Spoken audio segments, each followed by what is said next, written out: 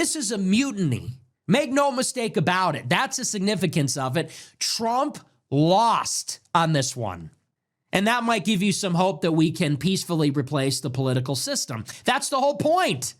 Johnson says we can't give away the whole game because then it might undermine the political system. Why? Because you're all guilty?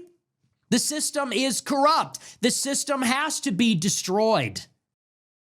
Nick Fuentes revealed recently how the Epstein story could actually bring down the entire U.S. political system, what the ramifications of this story are, how Trump's behavior has played into this, all the tactics that they've used to try to shield us from acquiring the Epstein files, even though the House and Senate have both voted on it now. So let's get right into it. Please like the video and subscribe to the channel.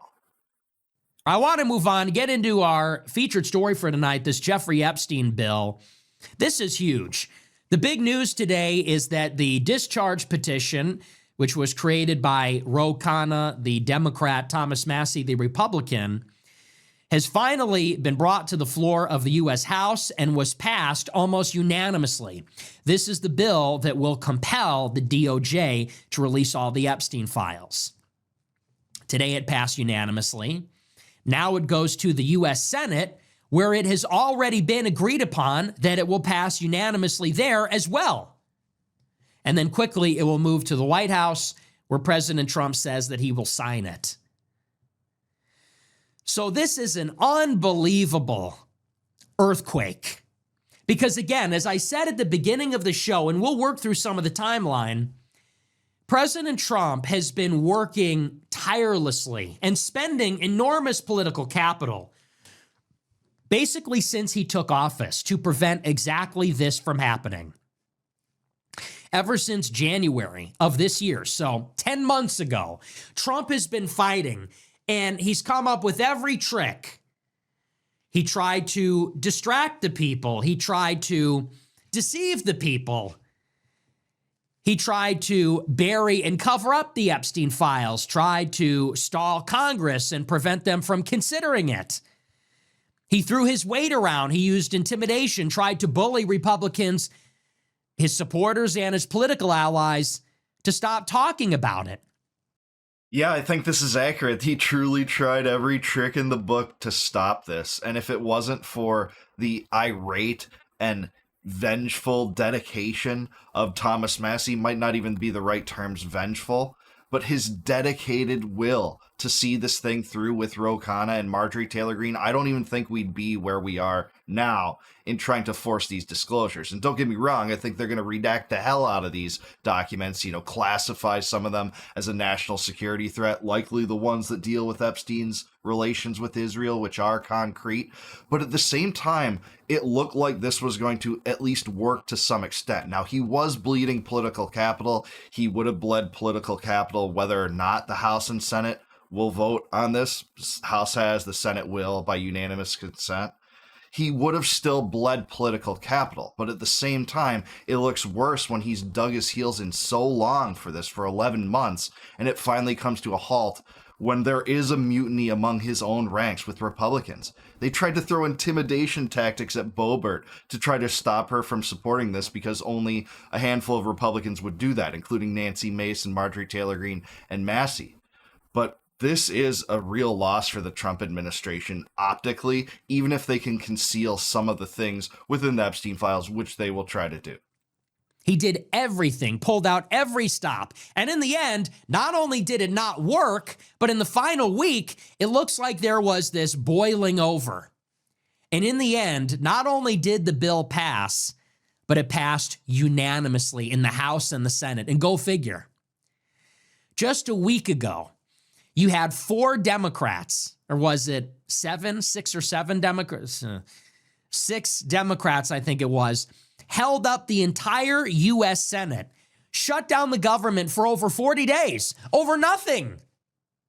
Think about it. 6 Democrats shut down the entire government, the longest shutdown in history, for 45 days. They were going to shut down air travel during Thanksgiving. They were going to prevent food stamps from going out to 40 million people. Well, they tried to shut it down and they succeeded. Apparently, ostensibly, it was because of Obamacare subsidies. But then it turns out it wasn't about Obamacare subsidies because when it reopened, they didn't get those Obamacare subsidies. So it doesn't seem like that was the true reason. And it seems like Mike Johnson had a desire with those Democrats to shut it down over this exact issue, because Thomas Massie was gaining momentum in the press, in coverage of this story, to try to get this discharge petition signed even before the shutdown. And by the way, this shutdown, it doesn't really shut down the worst excesses of government. I wish it did. And I'm for shutdowns in general. Don't get me wrong. I just am. But it never shuts down the war regime or the entire welfare state or the entire regulatory apparatus. It only shuts down the things generally that people like going to monuments in Washington, D.C. Those are the things that they shut down. Not the wars. Keep the forever wars going during that time. So we had to be careful, I think, when we interpret what a shutdown really is. It isn't all it's cracked up to be, if you're asking me as a radical libertarian. They furloughed much of the government. I knew many people in government that didn't get paid for a month. TSA wasn't getting paid. You had hour-long security lines in Texas at LaGuardia, New York, over nothing. And this week, every single member, they all got together. 2 weeks ago, they could barely come to an agreement to let the planes fly during Thanksgiving and Christmas. And now every single member, Republican and Democrat, House and Senate, has come together and agreed, we want the Epstein files against the wishes of the president. This is a coup. This is a mutiny. Make no mistake about it. That's the significance of it. Trump lost on this one. And this is a story. This is from The Hill. It says, quote, the Senate agreed by unanimous consent on Tuesday to approve a House-passed bill that will require the Justice Department to release all unclassified records and documents related to convicted sex offender Jeffrey Epstein, sending the bill to President Trump's desk for a signature. Senate Democrat leader Chuck Schumer on Tuesday received unanimous consent to approve the Epstein Files Transparency Act upon receipt of the legislation from the House, only hours after the lower chamber voted 427-1 to approve it. Think about that. I wouldn't exactly call this a coup like Nick, but it is something of a mutiny for sure. Remember, there were only 4 Republicans willing to support this just a week ago. Thomas Massie, Marjorie Taylor Greene, Nancy Mace, and Lauren Boebert. And then you got indications that maybe 100 Republicans might swing against Trump on that. He didn't want to go down, digging his heels in opposition to this bill with that many defectors. How badly that would have looked. I mean, it already looks badly, but the only way it could have looked even worse for Trump and what he wants to do to cover this up is to continue to go down saying, no, vote against this thing, and having that many Republicans vote against it. It sure would produce a lame duck president, a lame duck session in many regards, at least on this, and the ramifications of this haven't even completely spilled over yet. But it also would jeopardize the rest of his agenda, which, according to his stated campaign agenda, hasn't even been tried anyways, to end the war in Ukraine and stop the endless wars and, mass deportations never happening. The Democratic leader received approval from all 99 of his colleagues to deem the bill passed as soon as the Senate receives the legislation from the House. Senate aides said they expected that formality to happen either tonight or tomorrow morning. Trump says he will sign the legislation after spending months discrediting it, a sign that the wave of public support for greater disclosure of what the DOJ collected from its investigations of Epstein had become too strong to oppose in Washington. Well, no, it's not that reason. It's because this would have come out anyways. It's not that Trump saw public will to disclose this. It's because this would have been forced via the discharge petition, including some Republican detractors. It's not that Trump saw the will for this. That's absurd. Speaker Mike Johnson, who voted for the legislation earlier Tuesday, accused the Democrats of using it to score political points. And get this is the Speaker of the House, urged Senate Republicans to make changes to the bill to, quote, make sure we don't do permanent damage to the political system. What did he mean by that? So the House of Representatives votes unanimously for the Epstein Transparency Act. It forces the Department of Justice to release all the remaining Epstein records and documents in their custody. And the Speaker of the House, Mike Johnson, says, well, we should consider some amendments, and we should restrict the scope of the disclosure. In other words, they want to keep some files hidden. Why? Mike Johnson says, quote, to make sure we don't do permanent damage to the political system. Well, that's kind of the point. That's what I would like, damage to the corrupt political system for having, covered up this scandal, which was a sex trafficking ring, likely on behalf of Israel as a blackmail operation. We know Epstein's ties to Israel are concrete. More and more information comes out about that every day. Just in the last month, we know of 4 new connections between Epstein and Israel that had Epstein literally working for the government of Israel. Ryan Grimm and Murtaza Hussein have brought that to fruition in the independent media and drop site news. Epstein arranged security agreements between Israel and Mongolia and Israel and the Ivory Coast. He also drafted speeches for his buddy Ehud Barak, that was the former head of IDF intelligence and a prime minister in 2014 when he was the defense minister. And he was arranging a wire transfer with one of Israel's top spies, Yoni Koren, exchanging bank routing information. We know this. That is what they consider damaging to national security or the political system. The embarrassment, I think, of Epstein's clear and concrete ties to Israel. And that's not as sexy as, more people implicated in the sex trafficking aspect of this. I think that's likely too. But I think that's what they consider to be the actual embarrassment to the political system and a national security threat. What would be permanently damaging to the political system about releasing all the files? See, they're giving the game away here. And what they're telling us is that at the highest levels, probably people on both sides are implicated in the disclosure. That Jeffrey Epstein, running a sex trafficking blackmail ring, that's what it is. He worked with fashion and modeling agencies to recruit young girls, in particular underage girls. He threw lavish parties using billionaire money, maybe from foreign governments, maybe from the Mega Group, a collection of pro-Israel billionaires. And with his lavish parties, his island, his New York City house, and the girls, he brought government officials, Hollywood celebrities, powerful businessmen to these parties, secretly recorded them using cameras and microphones to blackmail them. And then I believe, and it's my understanding, that then he sold the blackmail.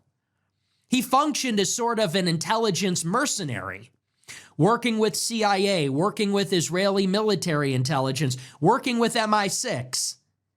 And to be clear, I think that that is the most plausible scenario. I do think that Epstein was an intelligence asset of Israel, not an agent, a badge-carrying member. I don't think he was that. I think he was like Robert Maxwell. He was a free agent of sorts that worked with various intelligence agencies, and did engage in blackmail. And Israel has a long track record of working in blackmail, by the way. If you don't believe me, look at the Shin Bet incident where they tried to blackmail a U.S. consulate employee with a sex scandal and pregnancy scandal. Also, Ehud Barak threatened to release audio tapes that he had acquired of Clinton and Lewinsky unless Clinton would would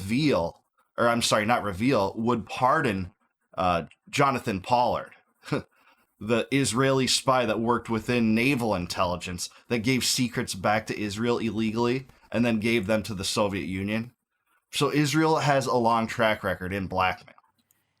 And it appeared to form some kind of triangle between the Labour Party in England, the Labour Party in Israel, and the Democratic Party in the United States, but also overlap with all the other political actors in those countries, and forming something like a intelligence mercenary outfit triangulating between these three countries, which is a very conspicuous triangle.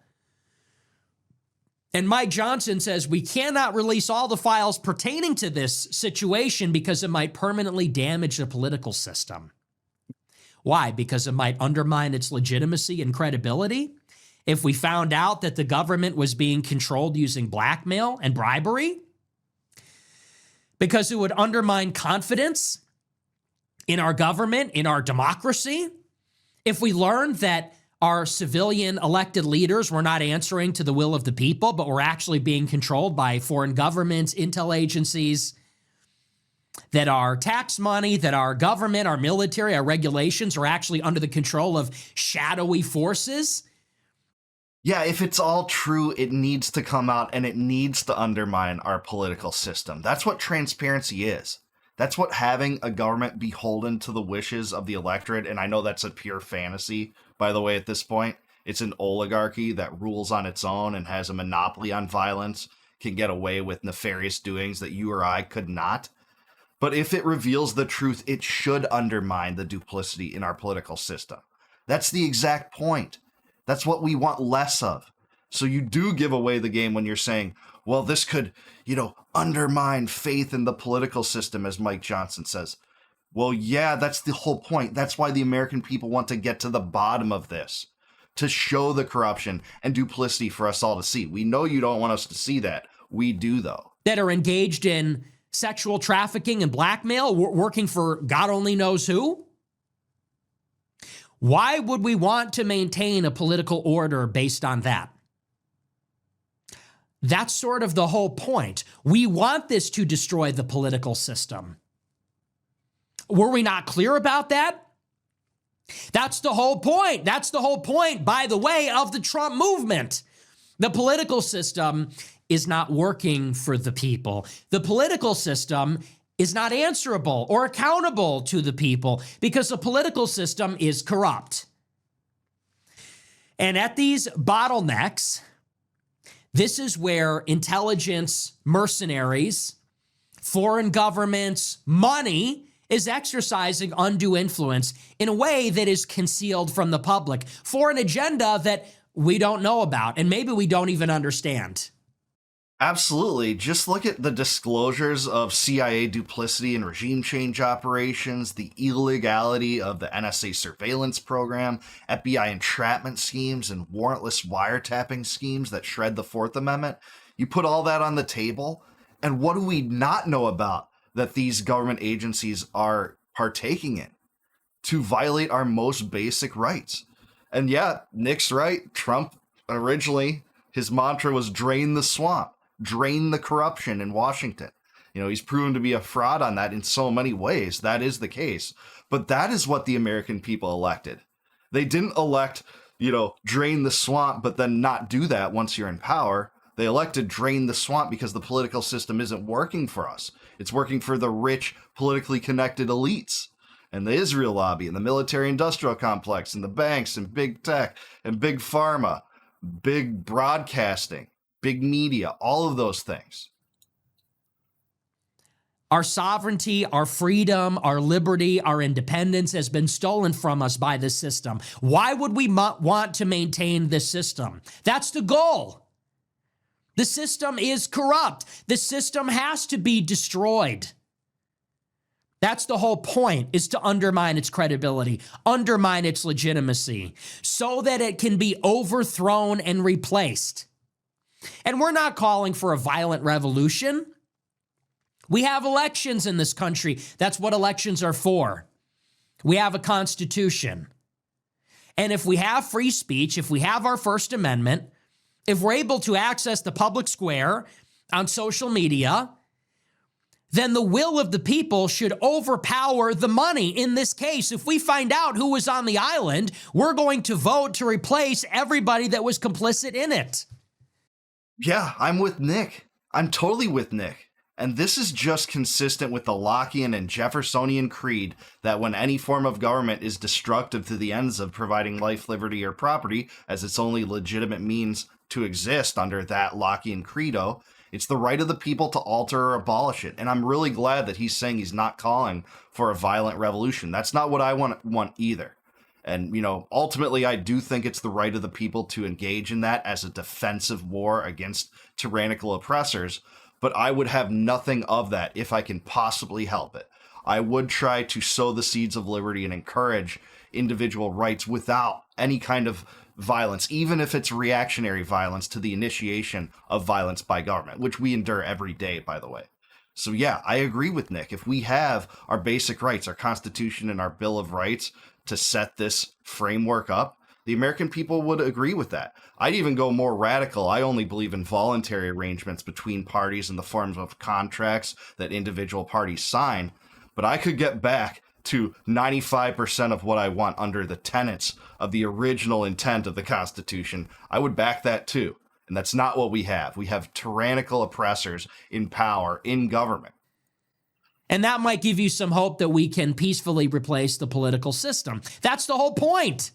Johnson says we can't give away the whole game because then it might undermine the political system. Why? Because you're all guilty?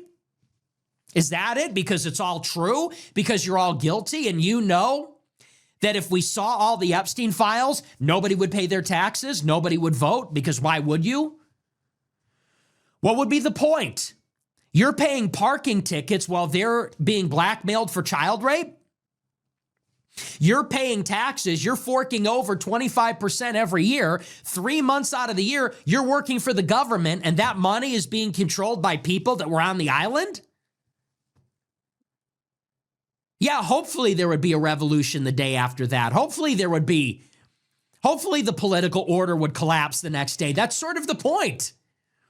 And you and Kevin McCarthy and Frank Luntz and Trump and Bill Clinton and all of it. Yeah, the whole point is to throw all of them out. And I don't even care who replaces them. They say, what about the progressive left? What about them? They say, what about the reactionary right? What about it? All right, yeah, interesting. So I'm with Nick in the first part of that ending when he talked about, well, yeah, this would show blanket hypocrisy if they're on the dole of Epstein Island indulging in these, illicit sex affairs and on behalf of a foreign government in a blackmail operation. They fall into this and partake in this, but we get traffic tickets. We have to pay, a third to a half of our income in many cases to the federal government every year, or if not the federal government, to a combination between the federal and local governments in taxes while they're doing this with impunity and killing people all across the world in nefarious wars and empire building schemes and regime change operations and bankrolling a genocide in Gaza. But we get traffic tickets. We go down for victimless offenses. 43% of the incarcerated federal prisoners are for victimless offenses. While they create victims of all of us every single day by perverting and violating our rights, yeah, we need to get to the bottom of that. That's the point, to show the corruption. If it's the truth, that's what we need to see. We need to take down the corruption in government. I don't know if it's possible at a federal level. In fact, I doubt that it is. But where I'll disagree with Nick is when he said that he doesn't even care what replaces it. I really care what replaces it. And what we've seen in the history of political revolutions has been a total mixed bag in terms of what replaces it. What replaced the czarist regime in Russia was, a total state under communism, the worst excesses of which were perpetuated by Stalin, with stacking up corpses to the extent of something like 40 million people, all the purges, all the starvation campaigns, the Holodomor in Ukraine, all the prisons and the gulags, all that nonsense replaced the czarist regime, which was tyrannical, but you got tyrannical times a million with the communist Bolshevik regime. French Revolution, 1789. In many ways, I think some of the early acts of the defiance against the French government, which was corrupt, which was inflating the hell out of the currency, making people starve because there was no way to pay the taxes levied upon them and buy goods. They stormed the Bastille. They had the tennis court oath. They, challenged the rule of the Bourbon monarch, Louis XVI.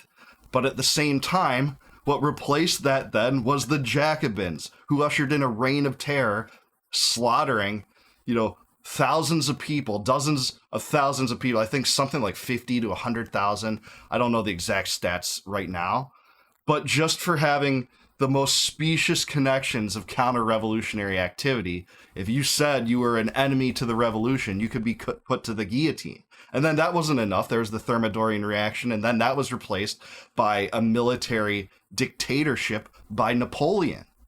And he waged war in Europe for 20 years, killing millions of people and just completely solidifying authoritarianism and some of the modern authoritarian systems in European politics today, including conscription. That's slavery to the government to fight the government's wars.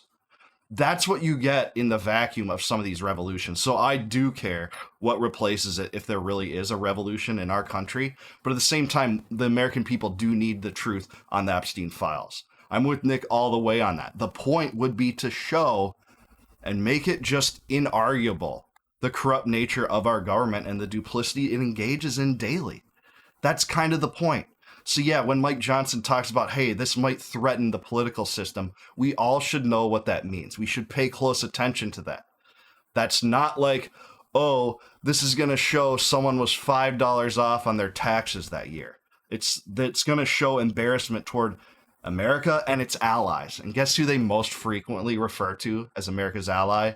The country that coincidentally Jeffrey Epstein worked for, Israel, our greatest ally in the Middle East. So yeah, that's the national security threat. They don't want embarrassment and eggs in their faces under this Israel First administration, showing that, one of the greatest criminal evildoers in our time was working for Israel. That's what they don't want. That's what I suspect they would be most embarrassed about.